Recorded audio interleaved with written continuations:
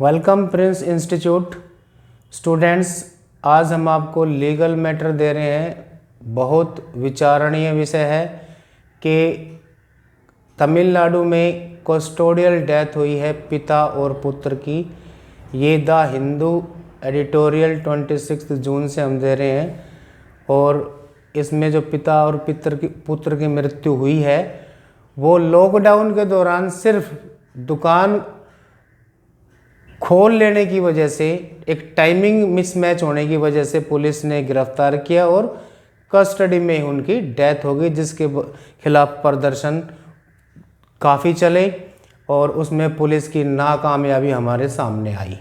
तो special dictation है, 80 word से हम रिकॉर्ड कर रहे हैं और ये आपको लाइक एसएससी और special for Rajasthan high court या 80 वर्ड्स का जिस कोर्ट में होगा कोई भी स्किल टेस्ट, उसके लिए बेस्ट है। पीडीएफ में आपको सब वर्ड्स की जो मुश्किल हैं आउटलाइन बनाई गई है, मैंने खुद आउटलाइन बनाई है और मीनिंग वर्ड्स के लिखे गए हैं।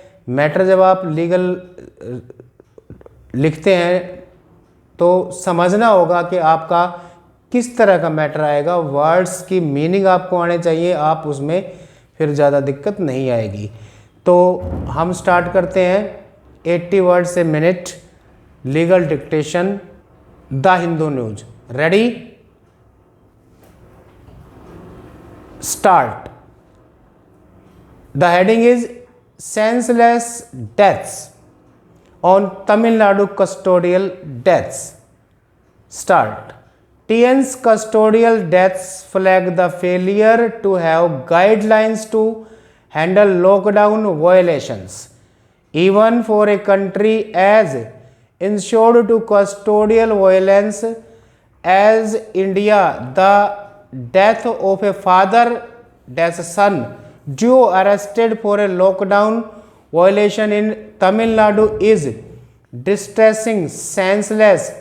P. Jayaraj, 58, a timber trader, and his son J. Benix, 31, who ran a mobile phone service and sales center, were arrested for illegally keeping their outlets open after permitted hours at Santakulam town in Thuthukudi district and remanded to judicial custody. The police claim they took ill on successive days while being lodged in a sub-jail and breathed their last in hospital. In a swift response, the Madurai bench of the Madras High Court, while took suo motu cognizance of their death, has decided to monitor the progress of the statutory magisterial probe. It has asked for a status report from the police and also directed that the autopsy be videographed. Chief Minister Idapadi K. Palaswamy has announced a compensation of rupees 10 lakh each, while 2 sub-inspectors have been suspended and an inspector placed on compulsory wait. The mere suspension of police personnel involved is an inadequate response to an incredibly wrongfully abuse of authority by the law enforcement machinery. The police should register a case of murder and the matter taken over by an independent agency for a fair investigation. Custodial deaths are often the result of the pervasive use of torture in India's police stations for extracting admissions of crime, but it is not uncommon, regrettably, for the police to use their power and authority to settle personal scores. If the death of Jayaraj and Benix are ultimately established as custodial murder as a result of torture or assault by the police, it would only mean that the problem is much deeper than the mere lack of professionalism in investigative methods. It might indicate a different pathology among police officials that makes them inflict violence and harm against the weak.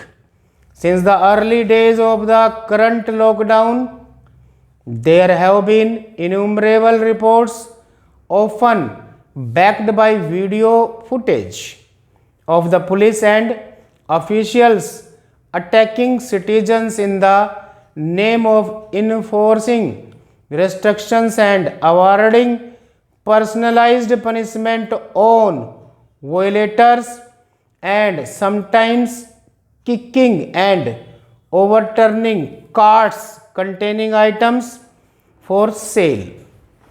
In this case, the father was thrashed even before being taken to the police station.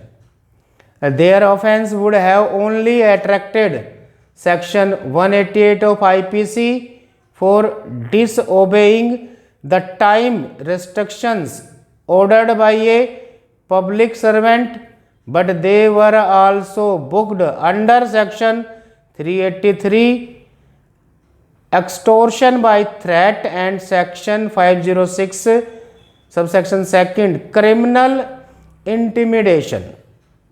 It is well known that the police include intimidation in the FIR solely to obtain an order of demand, as it is non-bailable if they are bent upon sending someone to jail. The inclusion of non-bailable sections for a lockdown violation indicates a perverse and prior inclination to harass the two and cause suffering. The top brass of the police too will have to bear responsibility for this atrocity, as it indicates a signal failure to lay down norms for policemen on the field to handle lockdown violations with humanness. Stop. Students, इसको हम repeat कर रहे हैं अब 120 words a minute. ये आपको Delhi district court का जो टेस्ट होने वाला है उसमें हेल्प करेगा, स्किल टेस्ट में। So ready, start. TN custodial deaths flag the failure to have guidelines to handle lockdown violations. Even for a country as insured to custodial violence as India, the death of a father-son due arrested for a lockdown violation in Tamil Nadu is distressing, senseless.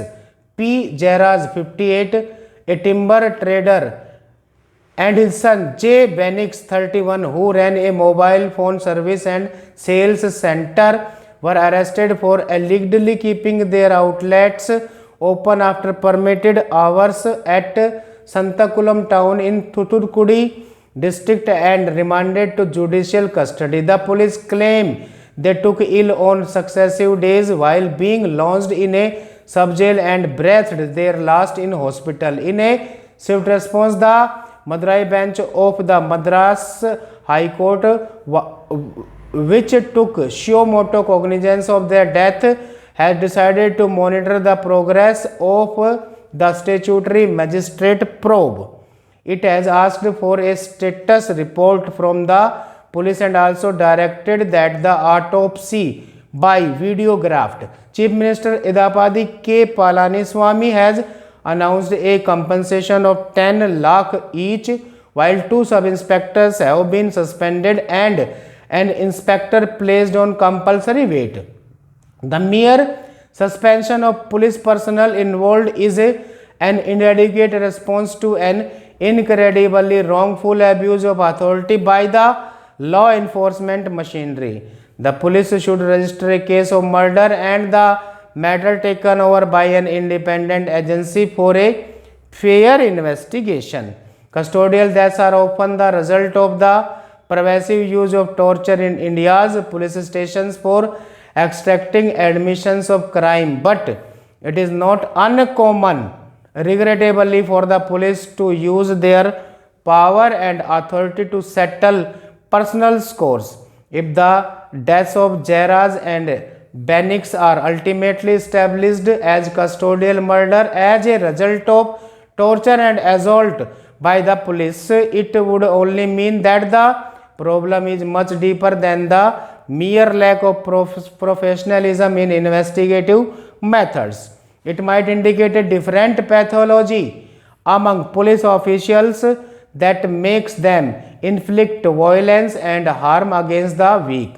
Since the early days of current lockdown, there have been innumerable reports, often backed by video footage, of the police and officials attacking citizens in the name of enforcing restrictions and awarding personalized punishment on violators, and sometimes kicking and overturning carts containing items for sale. In this case, the father was thrashed even before being taken to the police station. Their offense would have only attracted section 188 of IPC bracket for disobeying the time restrictions order by a police servant bracket close, but they were also booked under section 383 bracket extortion by threat and section 506 subsection 2 bracket criminal intimidation bracket close. It is well known that the police include intimidation in the FIR solely to obtain an order of remand, as it is non-bailable if they are bent upon sending someone to jail. The inclusion of non-bailable sections for a lockdown violations indicates a perverse and prior inclination to harass the to and cause suffering. The top brass of the police too will have to bear responsibility for this atrocity, as it indicates a signal failure to lay down norms by policemen on the field of handle lockdown violations with humaneness. Stop.